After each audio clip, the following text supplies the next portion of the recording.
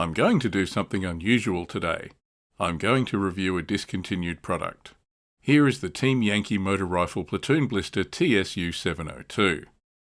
This is going to serve as a comparison for the real review here, the new plastic Motor Rifle Platoon Blister TSU-703. These model the same unit, a Soviet Motor Rifle Infantry platoon armed with AK-74 assault rifles, RPK light machine guns, RPG-18 man-portable anti-tank missiles, and RPG-7 rocket-propelled grenades. One is in metal, and the newer one released with the Red Thunder range is the new Battlefront Soviet plastic. There's been plenty of comment about Battlefront's new plastic infantry range, so I thought a comparison review might be a good idea. Both blisters contain enough figures and bases to create 4 AK-74 teams and 4 RPG-7 teams.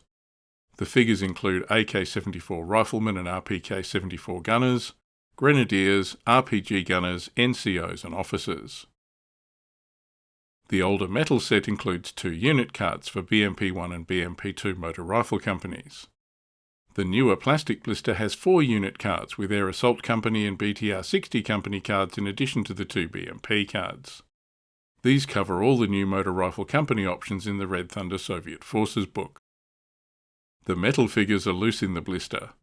The plastic figures are attached to a sprue with 9 figures on each. This gives you 36 figures, more than you need to make a full platoon.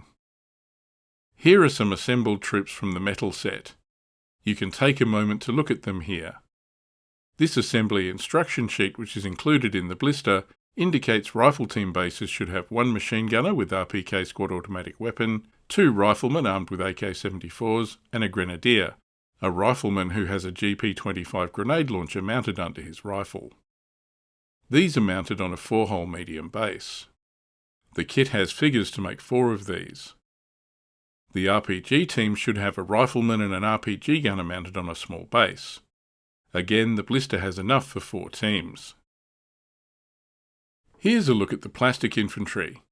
The assembly instructions here are essentially the same, with infantry teams with 4 figures and RPG teams with 2. The command rifle team swaps out the RPK and grenadier figures for an officer and radio operator. Let's look at some of the pros of the plastic figures. Firstly, the plastic figures were very quick to clean up compared to the metal figures. I clipped them from the sprue, a little trimming of the nub under the base, and then they were generally ready to glue. This means the plastic troops are much quicker to assemble and to get ready for painting. Trimming and gluing the metal troops took hours. There was a lot more flash and the like to clean up. Secondly, the plastic figures are slightly bigger and more chunky. This means a bit less fine detail, but what there is well defined. With some of the metal castings I had to do a lot of carving on some of the poorly cast figures. Some metal gun barrels merged off into the casting flash and had to be trimmed and carefully shaped. The metal material does seem to allow for finer detail overall, but the plastic is more regular and consistent. Thirdly, the facial sculpts seem fine. These were a major cause of comment with the featureless smacked-in bulldog faces of some of the earlier flexible Desert Rats figures. The release of these Soviet plastics was significantly delayed, and it looks like Battlefront took the extra time to address this. These seem much improved. Some people have joked that the eyes are a bit deep, making them look a bit zombie-like, but I think they'll look okay. My final pro-plastic point here is that supposedly the plastic figures flex if you drop them, meaning they're less susceptible to damage.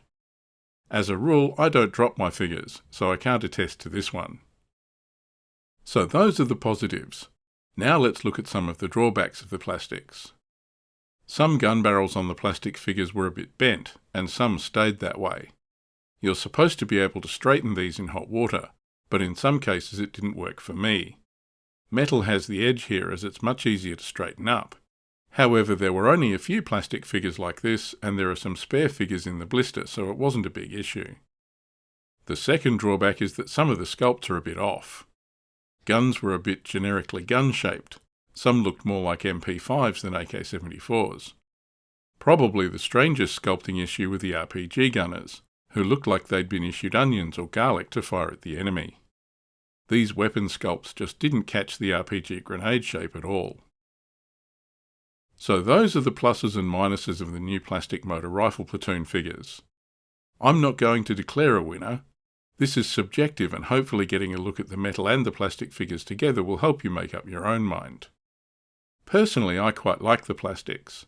I was pretty disappointed with the metal figures, and the cleanup was a real chore. There are some drawbacks with plastic, and they are bigger, chunkier, and have a bit less detail. Better painters than me might be able to make good use of the extra detail in the metal kit. But these flexible plastic figures have definitely improved since the initial Desert Rats offerings, and for my purposes they'll do fine.